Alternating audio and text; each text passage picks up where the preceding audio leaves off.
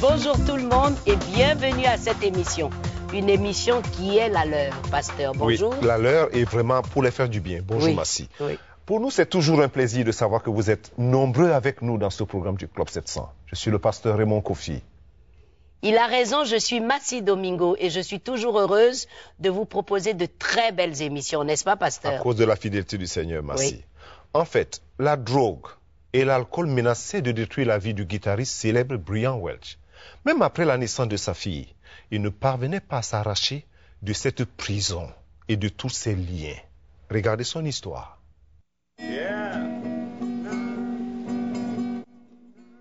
Un après-midi paisible dans l'Arizona, Brian Welch et sa fille Gina partagent leur amour mutuel pour la musique.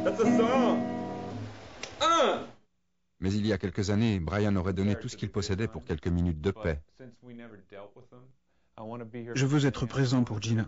Sa mère est décédée à cause de la drogue. Et je dis à Dieu, j'ai besoin de ton aide. S'il te plaît, aide-moi, aide-moi. Et je lui ai demandé du fond du cœur.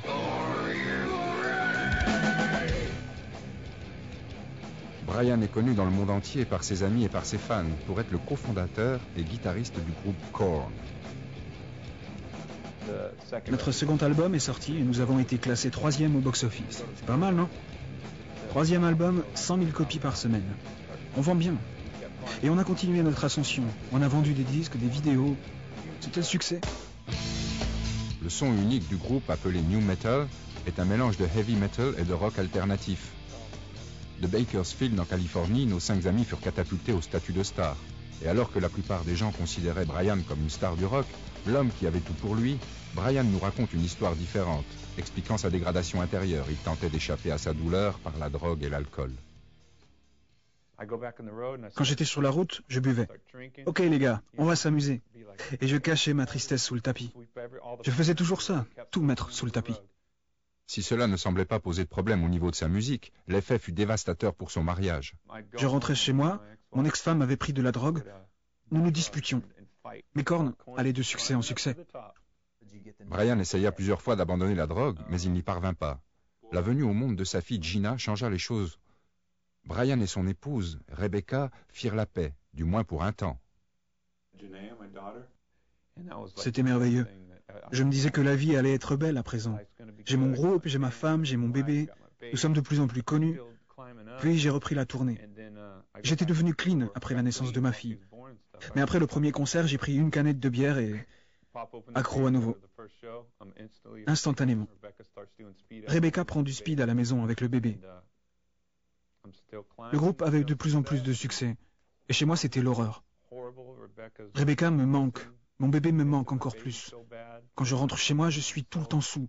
Ou bien j'ai la gueule de bois. Je passe quelques jours avec ma petite, mais je rencontre quelqu'un qui prend du speed. Alors, je prends du speed chez moi, devant la petite. Et tout va de mal en pis à la maison. Et le succès de Korn ne cesse d'être de plus en plus éclatant. Par la suite, son épouse le quitta, emmenant Gina avec elle. Ils divorcèrent. J'ai paniqué. Ni le rock, ni l'argent, ni ma puissance, ni mes amis gangsters, ni rien d'autre n'avait pu empêcher ce drame.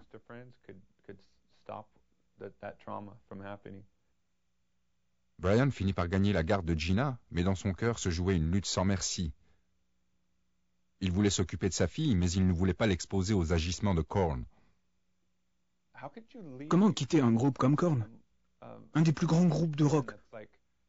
Je veux dire, celui qui a marqué l'histoire de la musique. Comment le laisser tomber? Et puis d'un autre côté, comment ne pas être là pour ma fille? Tout en agonisant face à ce choix, Brian s'enfonça encore plus dans la drogue et l'alcool. Un jour, il entendit sa fille fredonner un chant de Korn. J'ai entendu Gina chanter un chant de Korn dont le titre est Adidas, All Day I Dream About Sex, c'est-à-dire toute la journée je rêve de sexe, un chant pour les soirées. Elle ne réalisait pas ce qu'elle chantait, mais je me suis dit, qu'est-ce que je suis en train de faire à mon enfant? Je me suis senti comme un perdant, le plus grand perdant de la Terre. J'étais même pas bon pour ma fille. Vers cette époque, Brian investit dans l'immobilier avec 2 partenaires qui étaient chrétiens. Ils ne troublèrent jamais Brian avec leur foi jusqu'au jour où, à un moment, vous avez cherché leur aide. Pourquoi? Parce que vous saviez qu'ils étaient chrétiens? En fait, c'est eux qui ont fait le premier pas. Par email, Brian raconta à ses partenaires que sa vie était en lambeaux. L'un d'entre eux répondit avec un verset biblique. « Venez à moi, vous tous qui êtes fatigués et chargés, et je vous donnerai du repos. » Je me disais, Dieu existe-t-il? Je me disais, cet homme est-ce un farfelu? Ou bien existe-t-il vraiment? Et est-ce qu'il m'appelle? J'ai lu ce passage biblique et je me suis pris à espérer qu'il soit vrai. Plus tard, Brian se rendit à l'église avec son partenaire. Nous sommes allés à l'office, la musique a commencé et les gens se sont avancés vers l'avant pour prier. Je trouvais cela très étrange, mais ça m'attirait. Je sentais qu'il se passait quelque chose. Le pasteur a demandé « Est-ce que quelqu'un voudrait accepter Christ ?» J'ai dit « Moi » et j'ai prié.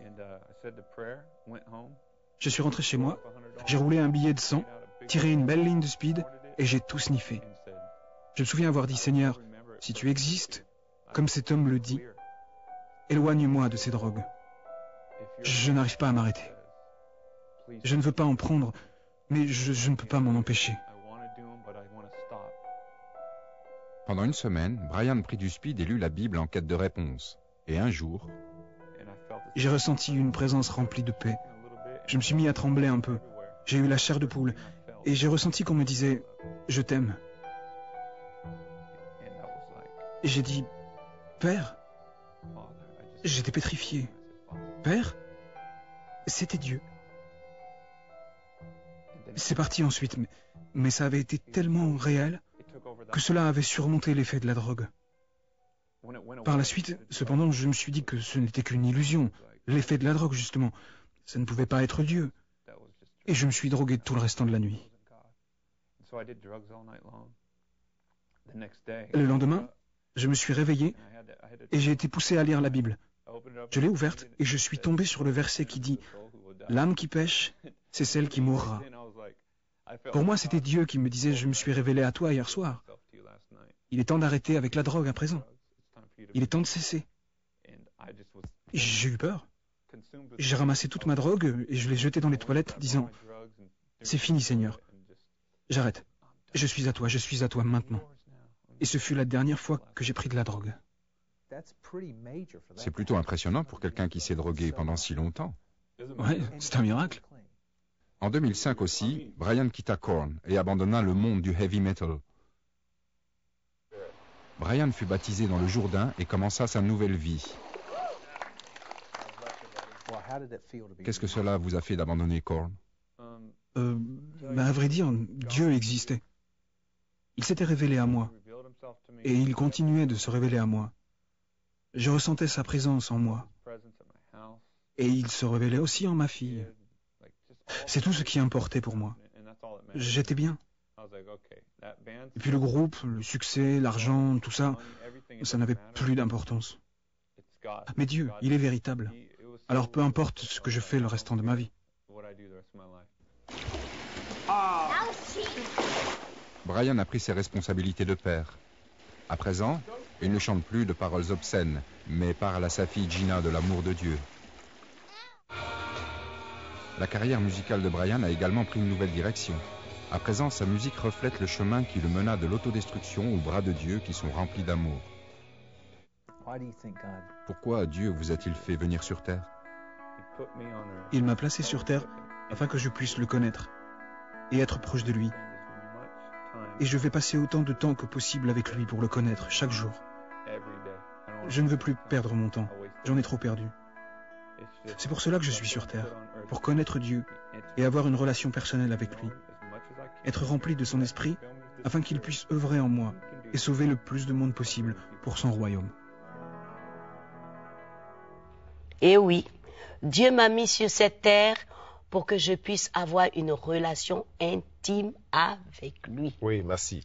Pour un homme normal, si je peux dire normal, humain, quoi. Oui. Lorsqu'on voit ce que Dieu fait dans la vie de certaines personnes, il y a quand même de quoi se poser la question, Dieu n'avait pas trouvé mieux?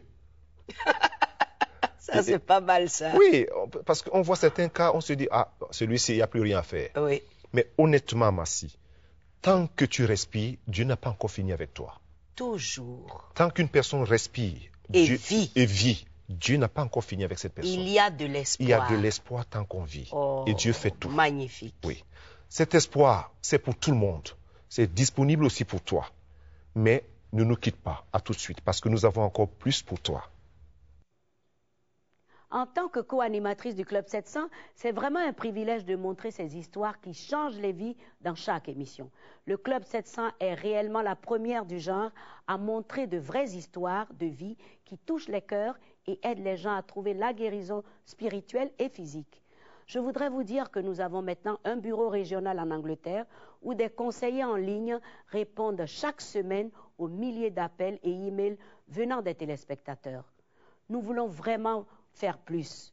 Voilà pourquoi nous avons mis en place un partenariat avec vous. Joignez le Club 700, comme tous les autres partenaires. Votre adhésion nous permettra de produire encore plus d'émissions télévisées changeant des vies et plusieurs projets humanitaires en Afrique, tels que des puits d'eau, des unités médicales, des soins gratuits dans des zones rurales. Voulez-vous, s'il vous plaît, nous téléphoner en composant le numéro sur votre petit écran ou nous envoyer un mail? S'il vous plaît, adhérez au Club 700. Votre don changera la vie de plusieurs. Merci et que Dieu vous bénisse.